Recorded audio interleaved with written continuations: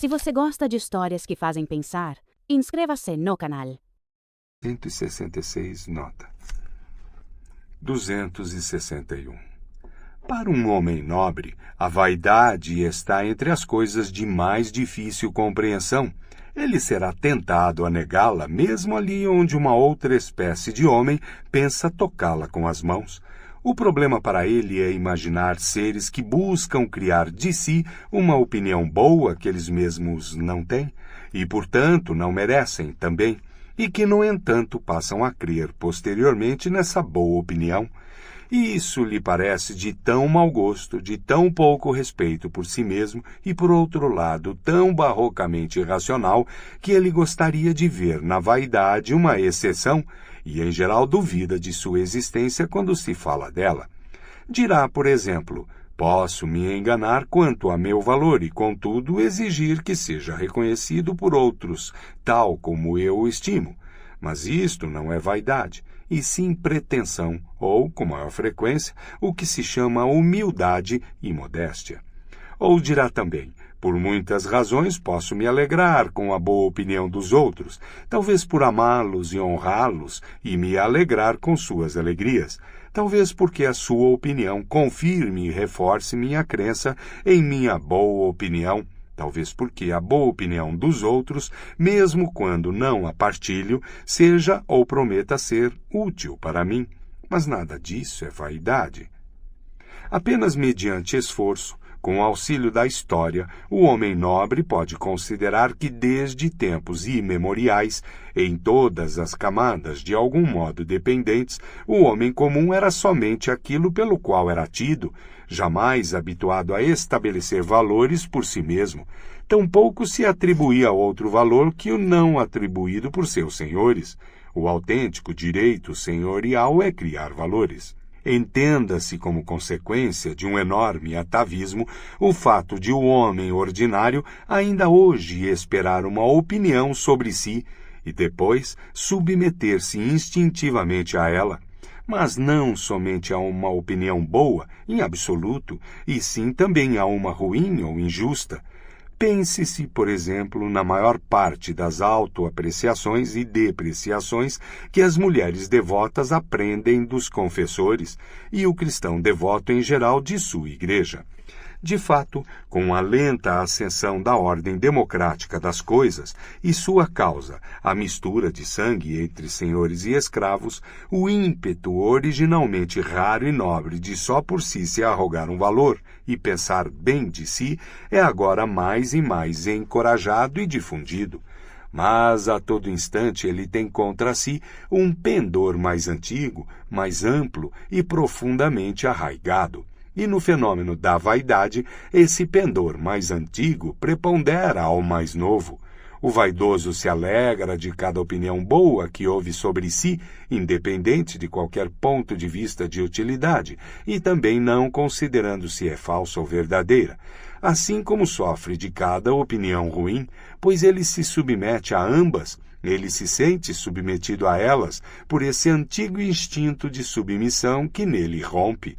É o escravo no sangue do vaidoso, um vestígio da manha do escravo. E quanto de escravo ainda resta hoje na mulher, por exemplo, que procurava sedutoramente obter boas opiniões sobre si? É também o escravo que em seguida se prosterna perante essas opiniões como se jamais as tivesse provocado. Seja dito mais uma vez, a vaidade é um atavismo.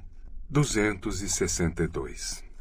Uma espécie nasce, um tipo se torna firme e forte na luta prolongada com condições desfavoráveis essencialmente iguais. Das experiências de criadores se sabe que, inversamente, as espécies favorecidas com alimentação abundante e, sobretudo, com proteção e cuidado extra, logo propendem fortemente à variação do tipo e são ricas em prodígios e monstruosidades, também em vícios monstruosos. Agora, veja-se uma comunidade aristocrática, uma antiga polis grega ou Veneza, digamos, como uma instituição voluntária ou involuntária, para fins de cultivo. Ali se acham coexistindo e dependendo de si mesmos homens que querem impor sua espécie, em geral porque têm de se impor, ou correr o pavoroso risco de serem exterminados. Aqui falta o desvelo, o excesso, a proteção sob a qual a variação é promovida. A espécie necessita de si mesma como espécie, como algo que justamente por sua dureza, uniformidade, simplicidade de forma, pode se impor e se tornar duradouro na constante luta com os vizinhos ou os oprimidos em revolta, ou que ameaçam revoltar-se. A mais multifária experiência lhe ensina a que propriedades ela deve, acima de tudo, e apesar de todos os deuses e homens, o fato de ainda viver e de ter sempre vencido. Essas propriedades ela as denomina virtudes, e apenas essas virtudes ela cria e cultiva. Ela o faz com dureza, inclusive deseja a dureza. Toda a moral aristocrática é intolerante na educação da juventude, nas prescrições sobre a mulher, nos costumes matrimoniais, na relação entre jovens e velhos, nas leis penais, que têm em vista somente os que desviam. Ela inclui a intolerância mesma entre as virtudes, sob o nome de justiça. Um tipo dotado de poucos, porém fortes traços, uma espécie de homens severos, guerreiros, sabiamente silentes, fechados e reservados, e como tais, possuindo mais fino sentimento para os charmes e nuances da sociedade, é fixada por esse modo através da mudança das gerações. A luta permanente com condições desfavoráveis e sempre iguais é, como disse, a causa para que um tipo se torne duro e firme. Mas, enfim, sobrevém uma situação feliz, diminui a enorme tensão, talvez já não existam inimigos entre os vizinhos, e os meios para viver e até mesmo gozar a vida são encontrados em abundância. De um golpe se rompem o laço e o coração da antiga disciplina. Ela não mais se sente como indispensável, como determinante da existência. Se quisesse continuar, só poderia fazê-lo como uma forma de luxo, de gosto arcaizante. A variação, seja como desvio, rumo ao mais sutil, mais raro e elevado, seja como degeneração e monstruosidade, aparece no palco de maneira súbita e magnífica. O indivíduo se atreve a ser indivíduo e se coloca em evidência. Nessas viradas da história se mostram um lado do outro e, com frequência, Nessas viradas da história se mostram um ao lado do outro e, com frequência, um no outro, emaranhado e entrelaçado, um esplêndido, silvestre, multiforme incremento e extensão para o alto, uma espécie de ritmo tropical no afã do crescimento, e um tremendo perecer e se arruinar mediante egoísmos que se opõem selvagemente e como que explodem, que disputam entre si por sol e luz e já não sabem extrair da moral até então vigente nem limite, nem freio, nem consideração. Foi essa própria moral que fez acumular a força a tal ponto que fez retesar o arco de modo tão ameaçador. Agora ela está ultrapassada. 167 nota. Atingiu-se o ponto inquietante e perigoso em que a vida maior, mais múltipla e mais abrangente, vive além da velha moral. O indivíduo está aí, obrigado a uma legislação própria, a artes e astúcias próprias de autopreservação, autoelevação, autorredenção. Novos, para quê? Novos, com quê? Mas nenhuma fórmula incomum, mal entendido e menosprezo em aliança, declínio, degradação e sublimes desejos horrivelmente ligados, o gênio da raça a transbordar de toda cornucópia boa e ruim, coincidência fatal de outono e primavera, plena de mais atrativos e véus, próprios da nova, ainda inesgotada, incansada corrupção. De novo se apresenta o perigo, o pai da moral, o grande perigo, desta vez situado no indivíduo, no próximo e amigo, nas ruas, no próprio filho, no próprio coração, no que é mais próprio e mais secreto, no voto e na vontade. O que haverão de pregar os filósofos da moral que a essa altura surgem no horizonte?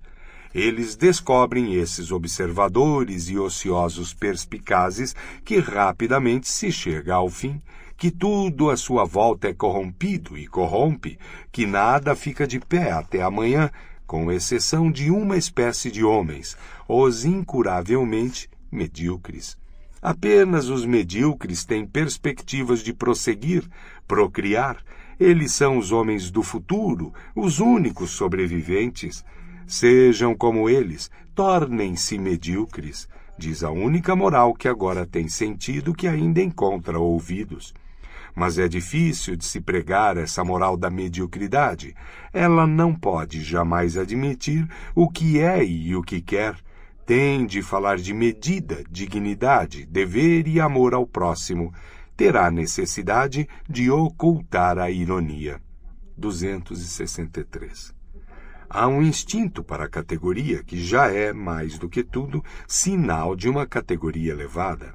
Há um prazer nas nuances da reverência que permite adivinhar a ascendência e hábitos nobres.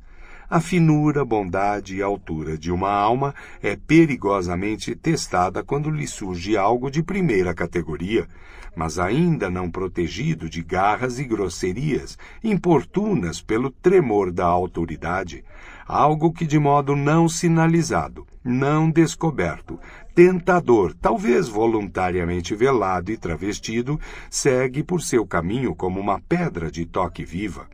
Alguém de cuja tarefa e treino faz parte o percrustar almas, que de variadas formas se valerá justamente dessa arte para fixar o valor derradeiro de uma alma, a hierarquia inata e inalterável a que pertence, colocando à prova o seu instinto de reverência. Différence engendre haine, diferença engendra ódio. 168, nota. A vulgaridade de certas naturezas esguicha de repente como água suja, quando por ela passa algum vaso sagrado, alguma preciosidade de um cofre fechado, algum livro com as marcas do grande destino. E, por outro lado, há um emudecer involuntário, uma hesitação do olhar, uma cessação de todos os gestos, em que se exprime que uma alma sente a proximidade do que mais merece veneração. O modo como em geral se manteve na Europa a reverência pela Bíblia até os dias de hoje é talvez o melhor exemplo de disciplina e refinamento de costumes que a Europa deve ao cristianismo. Semelhantes livros, de profundidade e extrema significação, requerem uma tirania de autoridade externa para sua proteção, a fim de conquistar os milênios de permanência que são precisos para esgotá-los e decifrá-los. Já é muito quando se consegue incutir à multidão, aos superficiais e intestinos ligeiros de toda espécie, o sentimento de que não lhe é dado tocar em tudo, de que existem vivências sagradas, antes as quais ela tem que tirar os sapatos e manter afastadas as mãos sujas. Isto é praticamente o máximo que alcança em humanidade. De maneira inversa, nos chamados homens cultos, crentes das ideias modernas, talvez nada exista de mais nojento que a sua falta de pudor, seu cômodo atrevimento do olhar e da mão, com que tudo é tocado, lambido, apalpado. E é possível que hoje em dia se encontre no povo baixo, especialmente camponeses, mais nobreza relativa de gosto e tato na reverência do que nesse semimundo do espírito que lê jornais, os homens cultos. 264. Não se pode extinguir da alma de um homem o que seus ancestrais fizeram com maior prazer e a maior constância. Se eram, por exemplo, assíduos poupadores e criaturas de escrivaninha e caixa forte, modestos e burgueses nos desejos, modestos também nas virtudes, ou se viveram habituados a dar ordens da manhã à noite, afeiçoados a divertimentos rudes e a responsabilidades e deveres mais rudes ainda, ou se, enfim, alguma vez sacrificaram velhos privilégios de nascimento e de posse para dedicar-se integralmente à sua fé, a seu Deus como seres de consciência delicada e inexorável, que se ruborizam perante qualquer compromisso, não é possível que um homem não tenha no corpo as características e predileções de seus pais e ancestrais, mesmo que as evidências afirmem o contrário. Esse é o problema da raça. Supondo que se conheça algo dos pais, é permitida uma conclusão a respeito do filho, alguma intemperança repulsiva, alguma inveja mesquinha, uma maneira rude de sempre dar-se razão. As três coisas juntas constituíram sempre o autêntico tipo plebeu. Tem de passar para o filho, tão seguramente como sangue corrompido, e com a ajuda da melhor educação e cultura não se consegue mais que enganar a respeito dessa herança. E outra coisa não desejam hoje a educação e a cultura. Em nossa época tão popular, ou melhor, plebeia, educação e cultura têm de ser, essencialmente, arte de enganar. Enganar quanto à origem, quanto à plebe herdada no corpo e na alma. Um educador que hoje em dia pregasse a veracidade acima de tudo, gritando continuamente a seus discípulos, sejam verazes, sejam naturais, mostrem-se como são. Mesmo um tal ingênuo e virtuoso asno aprenderia, após algum tempo, a tomar daquela forcado de Horácio para naturam expellere, expulsar a natureza. Com que resultado? Plebe, usque recurret, volta sempre, 169, 265. Com risco de desagradar a ouvidos inocentes, eu afirmo, o egoísmo é da essência de uma alma nobre. Quero dizer, aquela crença inamovível de que a um ser tal como nós, outros seres têm de sujeitar-se por natureza e a ele sacrificar-se. A alma nobre aceita esse fato do seu egoísmo sem colocar questões e também sem qualquer sentimento de dureza, coação, arbitrariedade, antes como algo que estaria fundamentado na lei primordial das coisas. Buscasse um nome para isso, ela diria que é justiça mesma. Em circunstâncias que de início a fazem hesitar, ela admite que há outros direitos iguais, tão logo esclarece para si essa questão da hierarquia.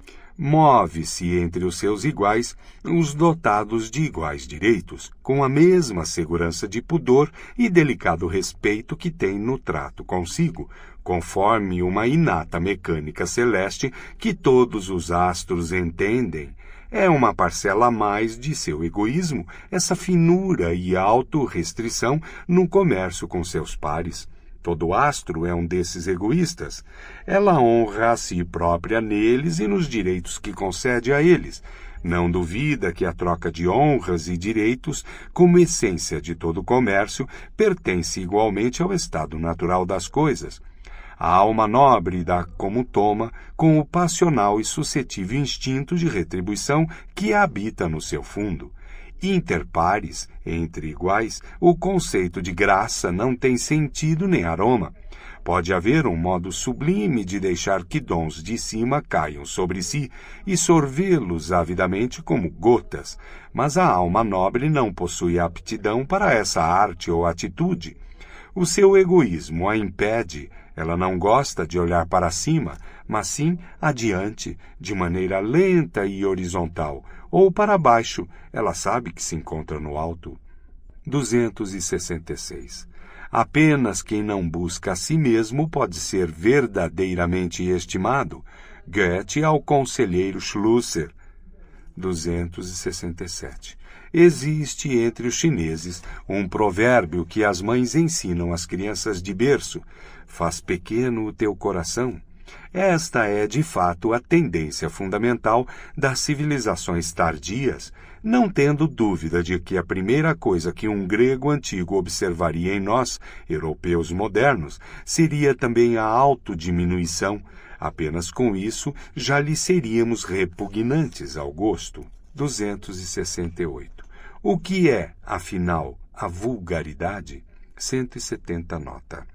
Palavras são sinais sonoros para conceitos, mas conceitos são sinais-imagens, mais ou menos determinados, para sensações recorrentes e associadas, para grupos de sensações.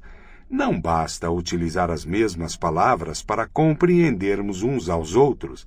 É preciso utilizar as mesmas palavras para a mesma espécie de vivências interiores. É preciso, enfim, ter a experiência em comum com o outro. Por esse motivo, os indivíduos de um povo se entendem melhor do que membros de povos diversos, mesmo que estes se sirvam da mesma língua. Ou melhor, quando as pessoas viveram juntas por muito tempo, em condições semelhantes, clima, solo, perigos, necessidade, trabalho, nasce algo que se estende, um povo. Em todas as almas, um mesmo número de vivências recorrentes obteve primado sobre aquelas de ocorrência rara. Com base nelas, as pessoas se entendem cada vez mais rapidamente. A história da linguagem é de um processo de abreviação. Com base nesse rápido entendimento, as pessoas se unem cada vez mais estreitamente. Quando é maior o perigo, maior é a necessidade de entrar em acordo, com rapidez e facilidade. Quanto ao que é necessário fazer, não entender-se mal em meio a perigo. Eis o que os homens não podem dispensar de modo algum no convívio. Em toda a amizade ou relação de amor se comprova. Nenhuma tem duração, tão logo se percebe que um dos parceiros, usando as mesmas palavras, sente, pensa, pressente, anseia, receia de modo diferente do outro. O temor ao eterno mal-entendido é este o gênio benévolo que tantas vezes previne homens e mulheres de contrair ligações precipitadas, que os sentidos e o coração lhes recomendam, e não algum schopenhaueriano gênio da espécie. Quais os grupos de sensações que dentro de uma alma despertam mais rapidamente, tomam a palavra, dão as ordens, e isso decide a hierarquia inteira de seus valores, determina por fim a sua tábua de bens. As valorações de uma pessoa denunciam algo da estrutura de sua alma, e aquilo em que ele vê suas condições de vida, sua autêntica necessidade. As valorações de uma pessoa denunciam algo da estrutura de sua alma, e aquilo em que ela vê suas condições de vida, sua autêntica necessidade. Supondo então que desde sempre a necessidade aproximou apenas aqueles que podiam, com sinais semelhantes, indicar vivências semelhantes, necessidades semelhantes, daí resulta que, em geral, entre todas as forças que até agora dispuseram do ser humano, a mais poderosa deve ter sido a fácil comunicabilidade da necessidade, que é, em última instância, o experimentar vivências apenas medianas e vulgares. Os homens mais semelhantes, mais costumeiros, estiveram e sempre estarão em vantagem. Os mais seletos, mais sutis, mais raros, mais difíceis de compreender, esses ficam facilmente sós, em seu isolamento sucumbe aos reveses, e dificilmente se propagam. É preciso invocar prodigiosas forças contrárias para fazer frente a esse natural, muitíssimo natural, progressus in simili, progresso no semelhante, a evolução do homem rumo ao semelhante, costumeiro, mediano, gregário, rumo ao vulgar. 269. Quanto mais um psicólogo, um nato e inevitável psicólogo e leitor de almas, voltar a atenção para os casos e seres mais seletos, maior será o perigo de ele sufocar de compaixão. Ele necessita dureza e serenidade mais que qualquer outro homem. A corrupção e a ruína dos homens mais elevados, das almas de constituição mais estranha, constituem a regra. É horrível ter diante dos olhos uma tal regra. A múltipla tortura do psicólogo que divisou essa ruína, que descobriu uma vez e depois quase sempre, através da história inteira, essa incurabilidade interior do homem elevado, esse eterno tarde demais, em todos os sentidos, pode vir a ser causa de ele se voltar com amargura contra a sua sorte e fazer uma tentativa de autodestruição, de ele próprio se corromper. Em quase todo psicólogo se notará inclinação e prazer revelador em lidar com gente cotidiana e regrada. Nisto se mostra que ele sempre requer uma cura, que precisa de uma espécie de fuga e esquecimento para longe de tudo que lhe colocaram na consciência suas percepções e incisões, seu ofício. O medo da própria memória lhe é característico. Ele facilmente emudece diante do juízo dos outros, escuta com rosto impassível como veneram, amam, admiram, transfiguram, ali onde ele viu, ou mesmo esconde seu silêncio, ao concordar expressamente com alguma opinião de fachada. Talvez o paradoxo de sua situação chegue tão terrivelmente longe que bem ali, onde ele aprendeu a grande compaixão, juntamente ao grande desprezo, a multidão, os homens cultos, os entusiastas aprendem, por sua vez, a grande veneração. A veneração por grandes homens e animais prodígio, devido aos quais abençoa-se e prestam-se honras à pátria, ao planeta, à dignidade dos homens, a si mesmo, e que são indicados à juventude como modelos e mestres. E quem sabe se até aqui não ocorreu o mesmo em todos os grandes casos, que a multidão tenha adorado um Deus, e o Deus era um pobre animal de sacrifício. O êxito sempre foi o maior mentiroso, e a obra mesma é um êxito. O grande estadista, o conquistador, o descobridor, está disfarçado em suas criações, até um ponto irreconhecível. A obra, a do artista, do filósofo, só ela inventa quem a criou, quem a teria criado. Os grandes homens, tal como são venerados, são pequenas criações ruins, feitas posteriormente. No mundo dos valores históricos, a moeda falsa domina. Esses grandes criadores, por exemplo, esses Byron, Musset, Poe, Leopardi, Kleist, Gogol, não ouso citar nomes maiores, mas penso neles, tal como são e talvez tenham de ser criaturas do momento, entusiasmados, sensuais, pueris, levianos e impulsivos no confiar e desconfiar. Tendo almas em que habitualmente se deve esconder uma ruptura, muitas vezes vingando-se com suas obras de uma mancha interior, tantas vezes buscando com seus voos esquecimento face a uma memória demasiado fiel, frequentemente atolados e quase enamorados da lama, até semelharem os fogos fatos dos pântanos e fazerem-se de estrelas.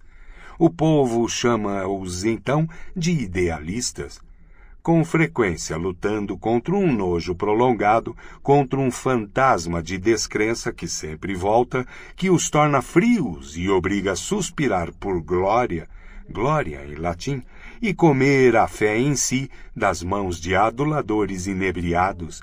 Que tortura são esses grandes artistas e os homens superiores em geral, para aquele que alguma vez os decifrou.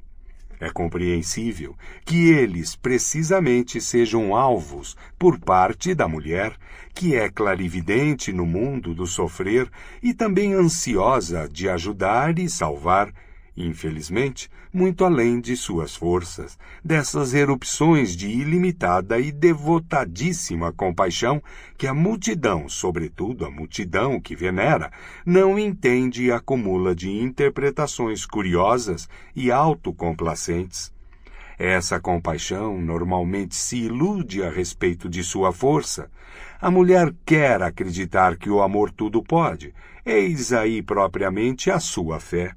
Oh, o conhecedor do coração percebe quão pobre, desamparado, presunçoso, estúpido, canhestro, destruidor mais que salvador é, inclusive, o melhor e mais profundo amor.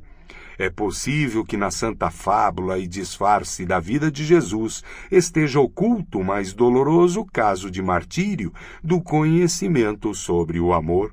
O martírio do coração mais inocente e desejoso, que nenhum amor humano havia satisfeito, que exigia amor, ser amado e nada além, com dureza, com delírio, com terríveis acessos contra os que o amor lhe negavam. A história de um pobre insaciado e insaciável no amor, que teve de inventar o inferno para povoá-lo dos que não queriam amá-lo, e que, conhecendo, enfim, o amor dos humanos, teve de inventar um Deus que é inteiramente amor e inteiramente capacidade de amar, que se compadece do amor humano, tão mísero, tão insciente. Quem sente deste modo, quem possui tal saber a respeito do amor, procura a morte. Mas por que se entregar a reflexões assim dolorosas, supondo que não se tenha de fazê-lo? 270. A altivez e o nojo espirituais de todo homem que sofreu profundamente, a hierarquia é quase que determinada pelo grau de sofrimento a que um homem pode chegar. A arrepiante certeza da qual é impregnado e tingido de mediante seu sofrimento saber mais do que os mais inteligentes e sábios podem saber, de ter estado e ser versado em tantos mundos distantes e horríveis dos quais vocês nada sabem, essa altivez espiritual, silenciosa, daquele que sofre, esse orgulho do eleito do conhecimento, do iniciado, do quase sacrificado, tem como necessárias todas as formas do disfarce, para proteger-se do contato com as mãos importunas e compassivas, e, sobretudo, de todo aquele que não lhe é igual na dor. O sofrimento profundo enobrece, coloca à parte. Uma das mais sutis formas de disfarce é o epicurismo e uma certa ostensiva bravura do gosto que não toma a sério o sofrimento e se põe em guarda contra tudo que é triste e profundo. Há homens joviais que se utilizam da jovialidade porque graças a ela são mal entendidos. Eles querem ser mal entendidos. Há homens científicos que se utilizam da ciência por lhes dar uma aparência jovial e porque a cientificidade leva a concluir que o homem é superficial. Eles querem induzir a uma falsa conclusão. Há espíritos livres e insolentes que gostariam de ocultar e negar que estaria fundamentado na lei primordial das coisas. Buscasse um nome para isso, ela diria que é justiça mesma. Em circunstâncias que de início a fazem hesitar, ela admite que há outros direitos iguais, tão logo esclarece para si essa questão da hierarquia. Move-se entre os seus iguais os dotados de iguais direitos, com a mesma segurança de pudor e delicado respeito que tem no trato consigo, conforme uma inata mecânica celeste que todos os astros entendem. É uma parcela a mais de seu egoísmo, essa finura e autorrestrição no comércio com seus pares. Todo astro é um desses egoístas. Ela honra a si própria neles e nos direitos que concede a eles. Não duvida que a troca de honras e direitos, como essência de todo comércio, pertence igualmente ao estado natural das coisas. A alma nobre dá como toma com o passional e suscetível instinto de retribuição que habita no seu fundo. Inter pares, entre iguais, o conceito de graça não tem sentido nem aroma. Pode haver um modo sublime de deixar que dons de cima caiam sobre si e sorvê-los avidamente como gotas, mas a alma nobre não possui aptidão para essa arte ou atitude. O seu egoísmo a impede. Ela não gosta de olhar para cima, mas sim adiante, de maneira lenta e horizontal, ou para baixo, ela sabe que se encontra no alto. 266. Apenas quem não busca a si mesmo pode ser verdadeiramente estimado. Goethe ao conselheiro Schlüssel. 267. Existe entre os chineses um provérbio que as mães ensinam às crianças de berço: faz pequeno o teu coração. Esta é, de fato, a tendência fundamental das civilizações tardias, não tendo dúvida de que a primeira coisa que um grego antigo observaria em nós, europeus modernos, seria também a autodiminuição. Apenas com isso já lhe seríamos repugnantes ao gosto. 268. O que é, afinal, a vulgaridade? 170 nota. Palavras são sinais sonoros para conceitos, mas conceitos são sinais-imagens, mais ou menos determinados, para sensações recorrentes e associadas, para grupos de sensações. Não basta utilizar as mesmas palavras para compreendermos uns aos outros. É preciso utilizar as mesmas palavras para a mesma espécie de vivências interiores. É preciso, enfim, ter a experiência em comum com o outro. Por esse motivo, os indivíduos de um povo se entendem melhor do que membros de povos diversos, mesmo que estes se sirvam da mesma língua. Ou melhor, quando as pessoas viveram juntas por muito tempo, em condições semelhantes, clima, solo, perigos, necessidade, trabalho, nasce algo que se estende, um povo. Em todas as almas, o mesmo número de vivências recorrentes obteve primado sobre aquelas de ocorrência rara. Com base nelas, as pessoas se entendem cada vez mais rapidamente. A história da linguagem é de um processo de abreviação. Com base nesse rápido entendimento, as pessoas se unem cada vez mais estreitamente. Quando é maior o perigo, maior é a necessidade de entrar em acordo, com rapidez e facilidade. Quanto ao que é necessário fazer, não entender-se mal em meio a perigo. Eis o que os homens não podem dispensar de modo algum no convívio. Em toda a amizade ou relação de amor se comprova. Nenhuma tem duração, tão logo se percebe que um dos parceiros, usando as mesmas palavras, sente, pensa, pressente, anseia, receia de modo diferente do outro. O temor ao eterno mal-entendido é este o gênio benévolo que tantas vezes previne homens e mulheres de contrair ligações precipitadas, que os sentidos e o coração lhes recomendam, e não algum schopenhaueriano gênio da espécie. Quais os grupos de sensações que dentro de uma alma despertam mais rapidamente, tomam a palavra, dão as ordens, e isso decide a hierarquia inteira de seus valores, determina por fim a sua tábua de bens. As valorações de uma pessoa denunciam algo da estrutura de sua alma, e aquilo em que ele vê suas condições de vida, sua autêntica necessidade. As valorações de uma pessoa denunciam algo da estrutura de sua alma, e aquilo em que ela vê suas condições de vida, sua autêntica necessidade. Supondo então que desde sempre a necessidade aproximou apenas aqueles que podiam, com sinais semelhantes, indicar vivências semelhantes, necessidades semelhantes, daí resulta que, em geral, entre todas as forças que até agora dispuseram do ser humano, a mais poderosa deve ter sido a fácil comunicabilidade da necessidade, que é, em última instância, o experimentar vivências apenas medianas e vulgares. Os homens mais semelhantes, mais costumeiros, estiveram e sempre estarão em vantagem. Os mais seletos, mais sutis, mais raros, mais difíceis de compreender, esses ficam facilmente sós, em seu isolamento sucumbe aos reveses, e dificilmente se propagam. É preciso invocar prodigiosas forças contrárias para fazer frente a esse natural, muitíssimo natural, progressus in simili, progresso no semelhante, a evolução do homem rumo ao semelhante, costumeiro, mediano, gregário, rumo ao vulgar. 269.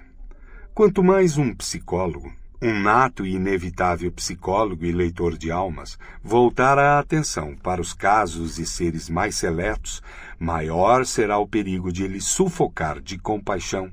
Ele necessita dureza e serenidade mais que qualquer outro homem. A corrupção e a ruína dos homens mais elevados, das almas de constituição mais estranha, constituem a regra. É horrível ter diante dos olhos uma tal regra. A múltipla tortura do psicólogo que divisou essa ruína, que descobriu uma vez e depois quase sempre, através da história inteira, essa incurabilidade interior do homem elevado, esse eterno tarde demais, em todos os sentidos, pode vir a ser causa de ele se voltar com amargura contra a sua sorte e fazer uma tentativa de autodestruição, de ele próprio se corromper. Em quase todo psicólogo se notará inclinação e prazer revelador em lidar com gente cotidiana e regrada. Nisto se mostra que ele sempre requer uma cura, que precisa de uma espécie de fuga e esquecimento para longe de tudo que lhe colocaram na consciência suas percepções e incisões, seu ofício. O medo da própria memória lhe é característico. Ele facilmente emudece diante do juízo dos outros, escuta com rosto impassível como veneram, amam, admiram, transfiguram, ali onde ele viu, ou mesmo esconde seu silêncio, ao concordar expressamente com alguma opinião de fachada.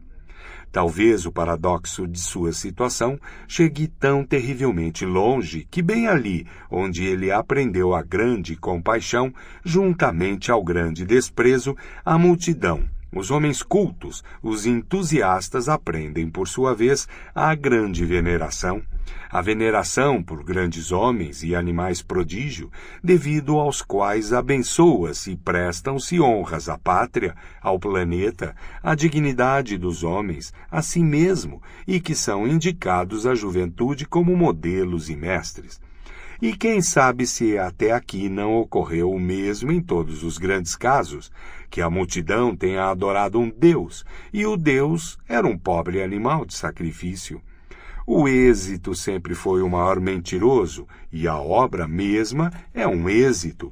O grande estadista, o conquistador, o descobridor, está disfarçado em suas criações, até um ponto irreconhecível. A obra, a do artista, do filósofo, só ela inventa quem a criou, quem a teria criado. Os grandes homens, tal como são venerados, são pequenas criações ruins, feitas posteriormente. No mundo dos valores históricos, a moeda falsa domina. Esses grandes criadores, por exemplo, esses Byron, Musset, Poe, Leopardi, Kleist, Gogol, não ouso citar nomes maiores, mas penso neles, tal como são e talvez tenham de ser criaturas do momento, entusiasmados, sensuais, pueris, levianos e impulsivos no confiar e desconfiar. Tendo almas em que habitualmente se deve esconder uma ruptura, muitas vezes vingando-se com suas obras de uma mancha interior, tantas vezes buscando com seus voos esquecimento face a uma memória demasiado fiel, frequentemente atolados e quase enamorados da lama, até semelharem os fogos fatos dos pântanos e fazerem-se de estrelas. O povo chama-os, então, de idealistas, com frequência lutando contra um nojo prolongado, contra um fantasma de descrença que sempre volta, que os torna frios e obriga a suspirar por glória, glória em latim, e comer a fé em si das mãos de aduladores inebriados. Que tortura são esses grandes artistas e os homens superiores em geral, para aquele que alguma vez os decifrou. É compreensível que eles precisamente sejam alvos por parte da mulher, que é clarividente no mundo do sofrer e também ansiosa de ajudar e salvar, infelizmente, muito além de suas forças, dessas erupções de ilimitada e devotadíssima compaixão que a multidão, sobretudo a multidão que venera, não entende e acumula de interpretações curiosas e autocomplacentes. Essa compaixão normalmente se ilude a respeito de sua força. A mulher quer acreditar que o amor tudo pode. Eis aí propriamente a sua fé. O conhecedor do coração percebe quão pobre, desamparado, presunçoso, estúpido, canhestro, destruidor mais que salvador é, inclusive, o melhor e mais profundo amor. É possível que na santa fábula e disfarce da vida de Jesus esteja oculto o mais doloroso caso de martírio do conhecimento sobre o amor. O martírio do coração mais inocente e desejoso, que nenhum amor humano havia satisfeito, que exigia amor, ser amado e nada além, com dureza, com delírio, com terríveis acessos contra os que o amor lhe negavam. A história de um pobre insaciado e insaciável no amor, que teve de inventar o inferno para povoá-lo dos que não queriam amá-lo, e que, conhecendo, enfim, o amor dos humanos, teve de inventar um Deus que é inteiramente amor e inteiramente capacidade de amar, que se compadece do amor humano, tão mísero, tão insciente. Quem sente deste modo, quem possui tal saber a respeito do amor, procura a morte. Mas por que se entregar a reflexões assim dolorosas, supondo que não se tenha de fazê-lo? 270. A altivez e o nojo espirituais de todo homem que sofreu profundamente, a hierarquia é quase que determinada pelo grau de sofrimento a que um homem pode chegar. A arrepiante certeza da qual é impregnado e tingido de mediante seu sofrimento saber mais do que os mais inteligentes e sábios podem saber, de ter estado e ser versado em tantos mundos distantes e horríveis dos quais vocês nada sabem, essa altivez espiritual, silenciosa, daquele que sofre, esse orgulho do eleito do conhecimento, do iniciado, do quase sacrificado, tem como necessárias todas as formas do disfarce, para proteger-se do contato com as mãos importunas e compassivas, e, sobretudo, de todo aquele que não lhe é igual na dor. O sofrimento profundo enobrece, coloca à parte. Uma das mais sutis formas de disfarce é o epicurismo e uma certa ostensiva bravura do gosto que não toma a sério o sofrimento e se põe em guarda contra tudo que é triste e profundo. Há homens joviais que se utilizam da jovialidade porque graças a ela são mal entendidos. Eles querem ser mal entendidos. Há homens científicos que se utilizam da ciência por lhes dar uma aparência jovial e porque a cientificidade leva a concluir que o homem é superficial. Eles querem induzir a uma falsa conclusão. Há espíritos livres e insolentes que gostariam de ocultar e negar que são corações destroçados, orgulhosos, incuráveis. 171, nota. E, por vezes, a doidice mesma é a máscara para um saber desventurado, certo em demasia. Do que resulta ser próprio de uma humanidade mais fina, possuir reverência diante da máscara e não exercitar psicologia e curiosidade no lugar errado. 271. O que separa mais profundamente dois homens é um sentido e grau diferente de asseio. Para que serve toda a honradez e utilidade mútua? Para que serve toda a boa vontade de um com o outro? No final, o que importa é, eles não conseguem se cheirar.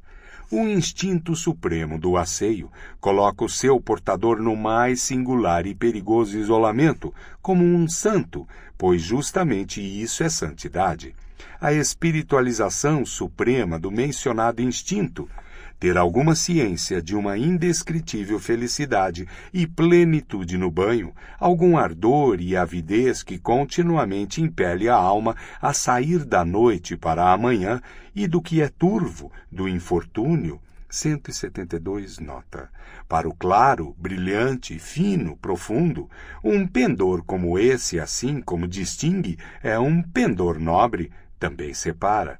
A compaixão do santo é compaixão pelo desasseio do humano, demasiado humano. E existem graus e alturas em que a compaixão mesma é por ele sentida como poluição, desasseio. 272. Sinais de nobreza. Nunca pensar em rebaixar nossos deveres a deveres para todos, não querer ceder nem compartilhar a própria responsabilidade, contar entre os deveres os privilégios e o exercício dos mesmos. 273. O homem que aspira a uma coisa grande considera todo aquele que lhe cruza o caminho ou como um meio, ou como retardamento e obstáculo, ou descanso temporário.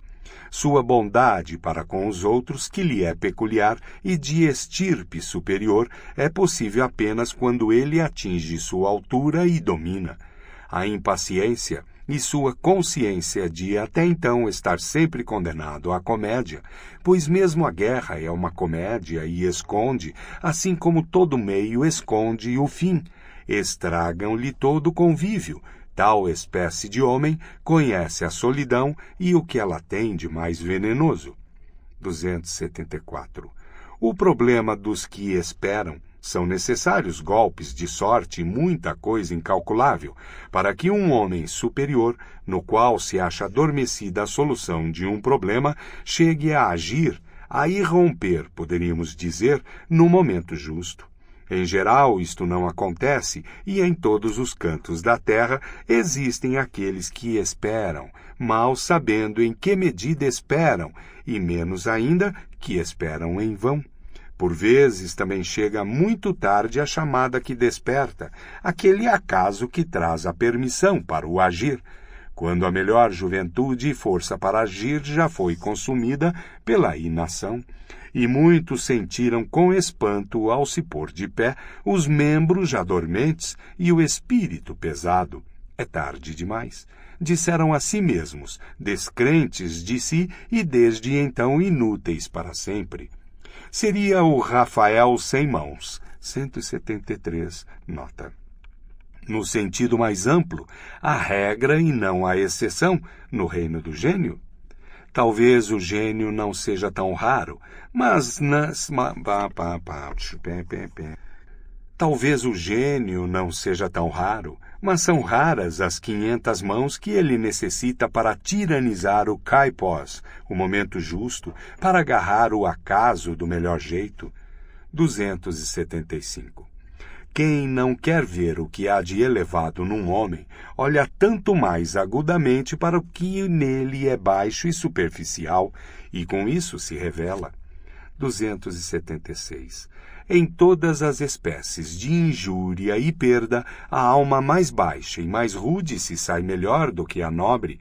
Os perigos destas são maiores, a probabilidade de sofrer desastre e perecer é enorme na complexidade de suas condições de vida.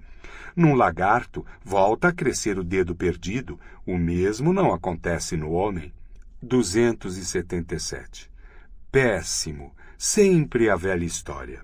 Ao terminar a construção da casa, notamos que, sem nos dar conta, aprendemos, ao construí-la, algo que simplesmente tínhamos de saber antes de começar a construir, o eterno aborrecido tarde demais, a melancolia de tudo terminado. 278. Andarilho, quem é você?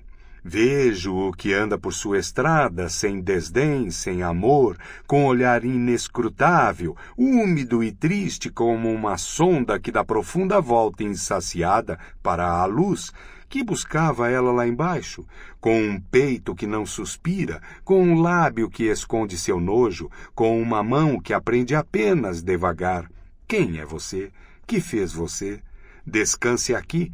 Este lugar é hospitaleiro para com todos. Recupere-se, e quem quer que seja, que coisa lhe apetece agora?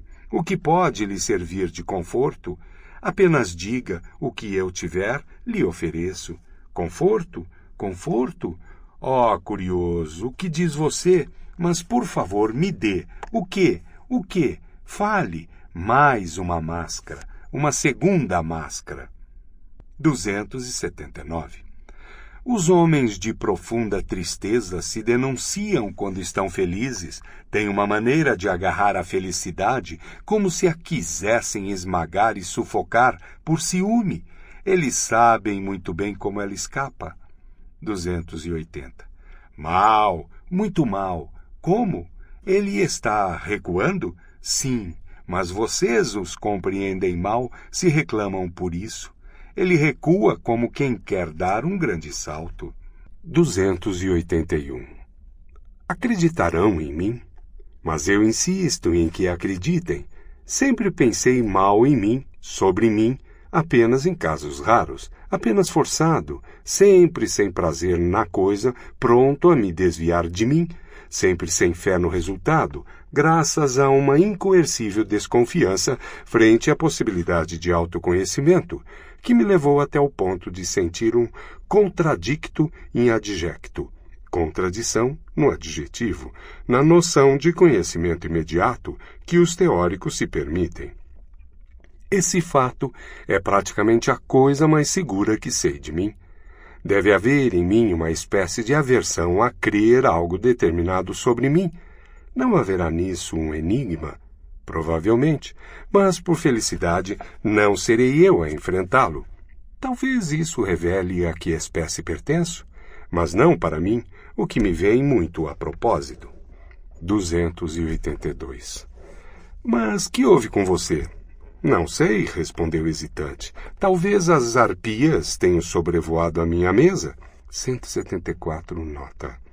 Hoje, acontece por vezes que um homem suave, moderado, reservado, fique subitamente enraivecido, quebre a louça, vire a mesa, grite, esbraveja, ofenda o mundo inteiro e, por fim, se afaste envergonhado, furioso consigo.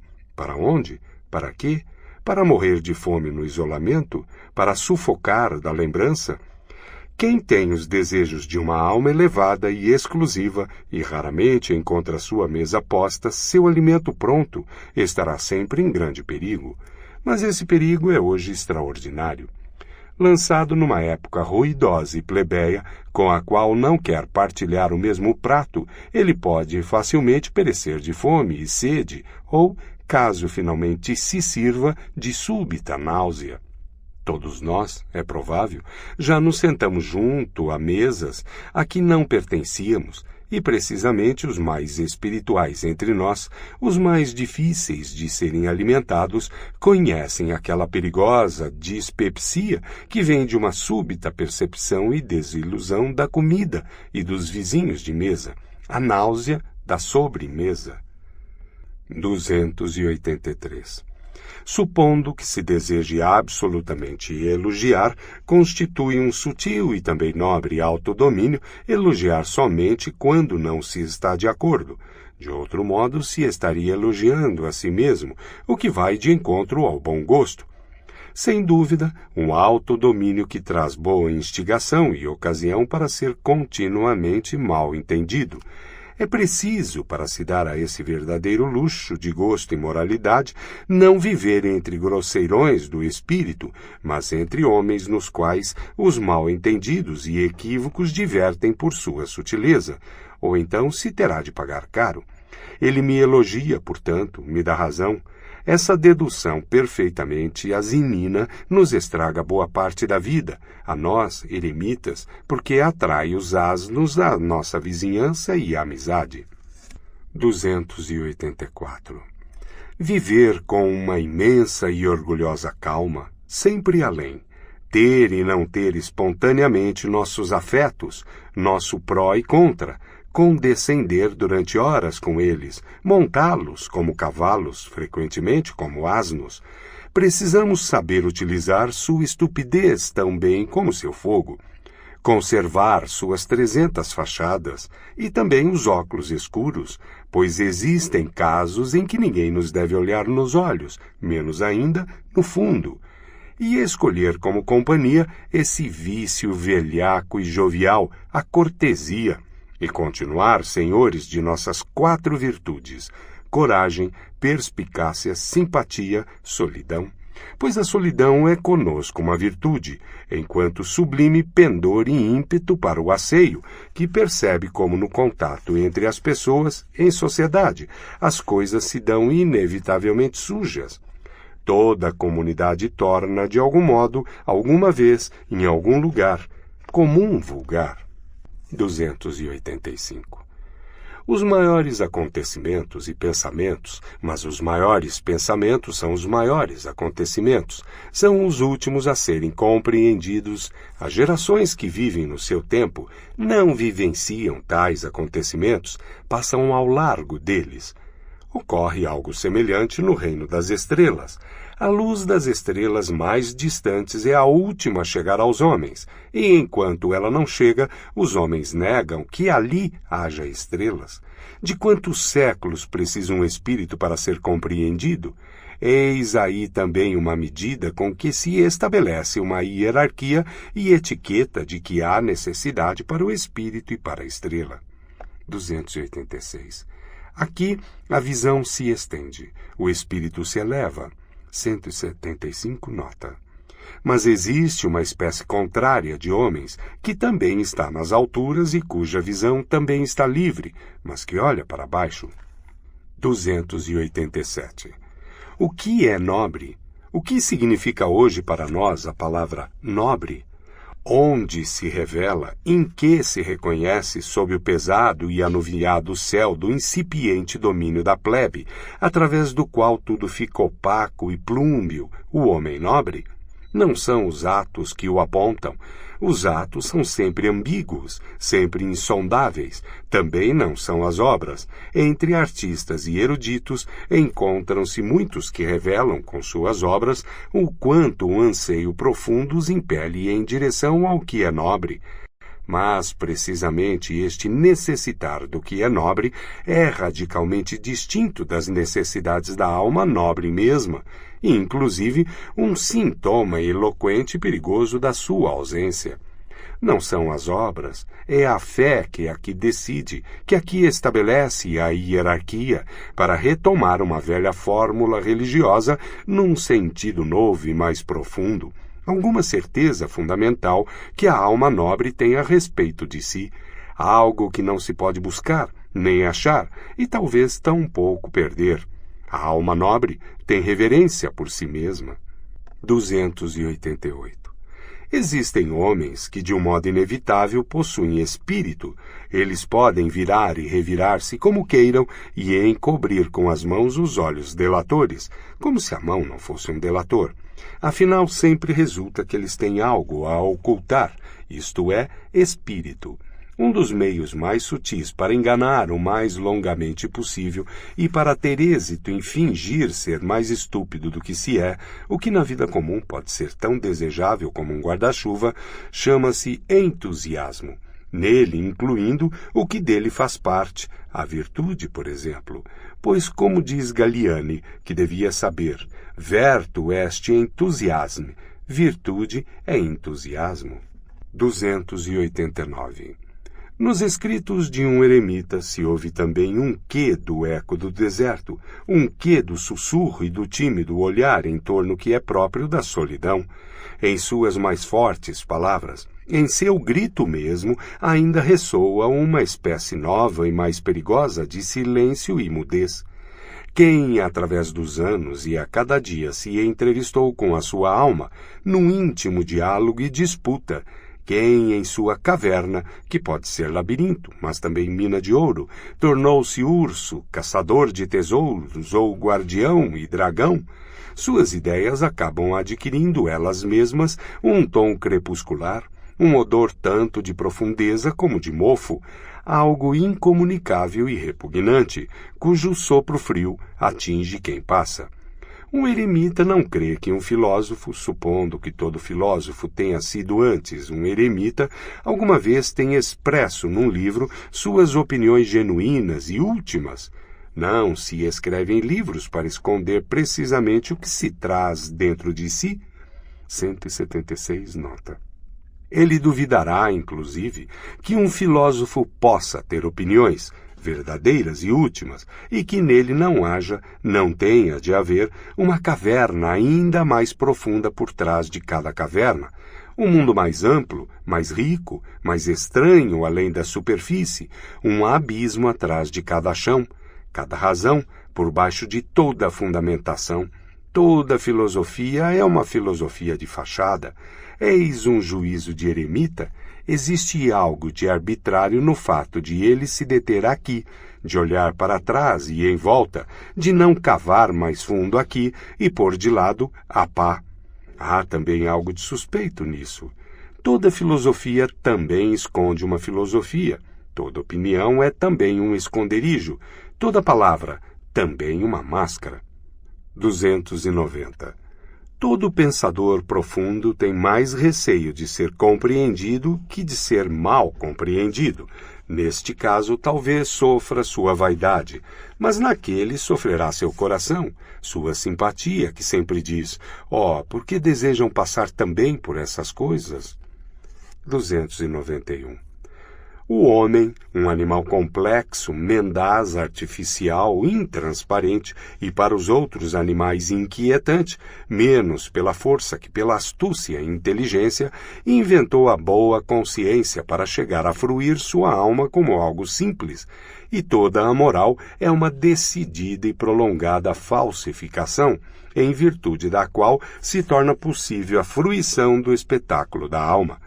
Desse ponto de vista, o conceito de arte incluiria bem mais do que normalmente se crê.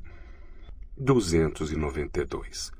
Um filósofo é um homem que continuamente vê, vive, ouve, suspeita, espera e sonha coisas extraordinárias, que é colhido por seus próprios pensamentos, como se eles viessem de fora, de cima e de baixo, constituindo a sua espécie de acontecimentos e coriscos, que é talvez ele próprio um temporal, caminhando prenhe de novos raios, um homem fatal em torno do qual há sempre murmúrio, bramido, rompimento, inquietude. Um filósofo, um ser que tantas vezes foge de si, que muitas vezes tem medo de si, mas é sempre curioso demais para não voltar a si. 293. Um homem que diz: isso me agrada, vou me apropriar disso, protegê-lo e defendê-lo contra todos. Um homem que pode conduzir uma causa, executar uma decisão, ser fiel a um pensamento, reter uma mulher, castigar e abater um insolente. Um homem que tem sua ira e sua espada, a quem os fracos, aflitos, sofredores e também os animais se achegam com gosto e pertencem por natureza. Em suma, um homem que é senhor por natureza. Se um tal homem tem compaixão, esta compaixão tem valor. Mas que importa a compaixão dos que padecem, ou daqueles que inclusive pregam a compaixão? Em quase toda a Europa de hoje, há uma doentia sensibilidade e suscetibilidade para a dor, assim como um irritante destempero no lamento, um embrandecimento que se adorna de religião e trastes filosóficos para parecer coisa elevada. Há um verdadeiro culto do sofrer. O que primeiramente salta à vista, quero crer, é a invirilidade daquilo que em tais círculos fanáticos é batizado de compaixão. Essa espécie novíssima de mau gosto deve ser proscrita de modo enérgico e radical. E, por fim, quero desejar que se ostente contra isso em volta do pescoço e junto ao coração o bom amuleto do gás saber, Fröhliche Wissenschaft, Gaia Ciência, para que os alemães entendam. 294. O vício olímpico.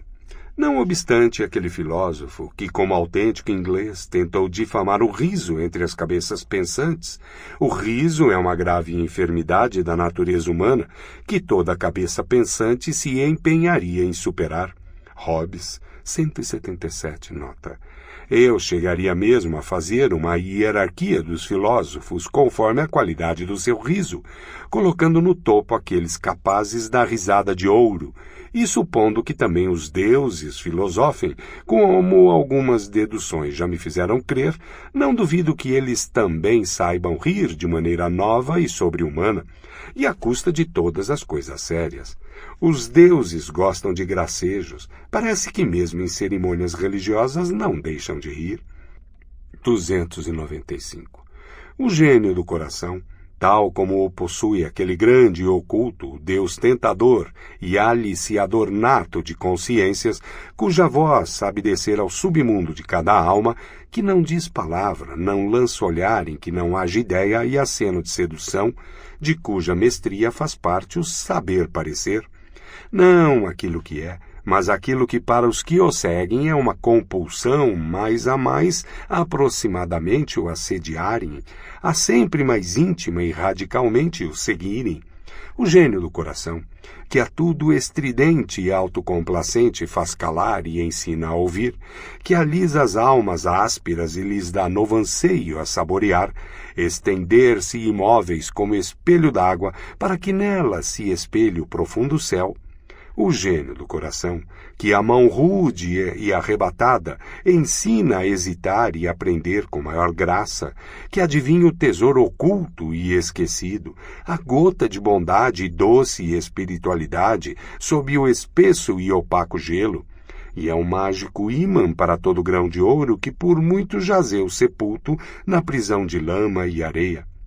O gênio do coração, de cujo toque cada um torna mais rico, não agraciado e surpreso, não redimido e oprimido por um bem alheio, porém mais rico de si mesmo, mais novo do que nunca, partido por um vento brando, acariciado e sondado, mais inseguro talvez, mais grácil, frágil, fraco, porém cheio de esperanças ainda sem nome, cheio de uma nova vontade e energia, nova relutância e apatia. 178 nota. Mas que faço, meus amigos? De quem lhes falo? Distraí-me a ponto de sequer de lhe dizer o seu nome? A menos que já tenham adivinhado quem é esse Deus e espírito problemático que de tal modo deseja ser louvado.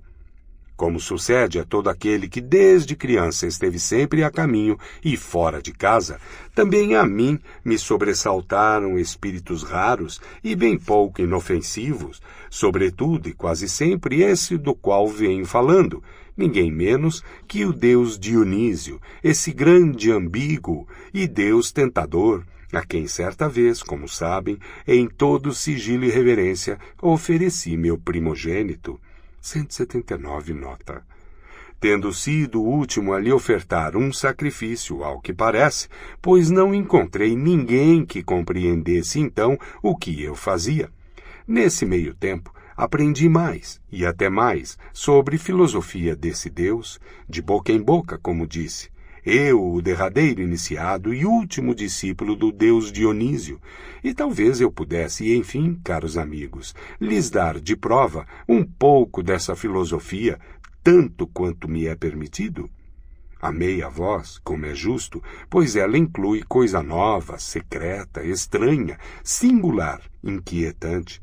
Já o fato de Dionísio ser filósofo e de também os deuses filosofarem, portanto, parece-me uma novidade um tanto insidiosa, que justamente entre filósofos despertaria suspeita. Mas vocês, caros amigos, provavelmente lhe oporão menor resistência, a menos que ela chegue tarde e no momento inoportuno. Pois hoje em dia, segundo me consta, vocês não gostam de acreditar em Deus ou em deuses, e talvez eu não tenha de ir na franqueza do que falo, mais longe do que seria grato aos hábitos severos dos seus ouvidos. Com toda certeza, o Deus em questão foi além, muito além em diálogos assim, e estava sempre muitos passos à minha frente. Sim, se me fosse permitido lhe aplicar, conforme o costume humano, belos e solenes títulos de pompa e virtude, eu celebraria sua coragem de explorador e descobridor, sua impetuosa honestidade, veracidade e amor à sabedoria. No entanto, um Deus como esse não sabe o que fazer dessas pomposas ninharias. Guarde isso, ele diria, para você e seus iguais, e todo aquele que o necessite. Eu não tenho motivo para cobrir minha nudez. Já se percebe a essa espécie de filósofo e divindade, talvez falte pudor. Assim disse ele uma vez: eventualmente posso amar o ser humano. Aludindo a Ariadne, que estava presente, ele é para mim um animal agradável, valente, inventivo, que não tem igual sobre a terra. Em todo o labirinto ele é capaz de se achar. Sou bom para com ele, com frequência medito em como fazê-lo avançar e torná-lo mais forte, mais malvado e profundo. Mais forte, mais malvado e profundo? Perguntei aterrorizado. Sim, confirmou ele, mais forte, mais malvado e profundo. Também mais bonito. E ao dizê-lo sorriu Deus tentador, seu sorriso alciônico, como se tivesse dito uma encantadora gentileza. E igualmente se nota essa divindade, não falta somente pudor, e há bons motivos para supor que algumas coisas os deuses poderiam aprender conosco. Nós, homens, somos mais humanos. 296. Oh, que são vocês, afinal, meus pensamentos escritos e pintados? Há pouco tempo ainda eram tão irisados, tão jovens e maldosos, com espinhos e temperos secretos, que me faziam espirrar e rir. E agora? Já se despojaram de sua novidade, e alguns estão prestes, receio, a tornar-se verdades. Tão imortal já é seu aspecto, tão pateticamente honrado, tão enfadonho. E alguma vez foi diferente? Que coisas escrevemos e pintamos, nós, mandarins com pincel chinês, eternizadores do que consente em ser escrito. Que coisa conseguimos apenas pintar? Oh, somente aquilo que está a ponto de murchar e perder seu aroma. Oh, somente pássaros que se fatigaram e extraviaram no voo, e agora se deixam apanhar com a mão, com a nossa mão. Eternizamos o que já não pode viver e voar muito tempo, somente coisas gastas e exaustas. Apenas para sua tarde eu tenho cores, meus pensamentos escritos e pintados, muitas cores talvez, várias delicadezas, multicores, e 50 amarelos e vermelhos e marrons e verdes. Mas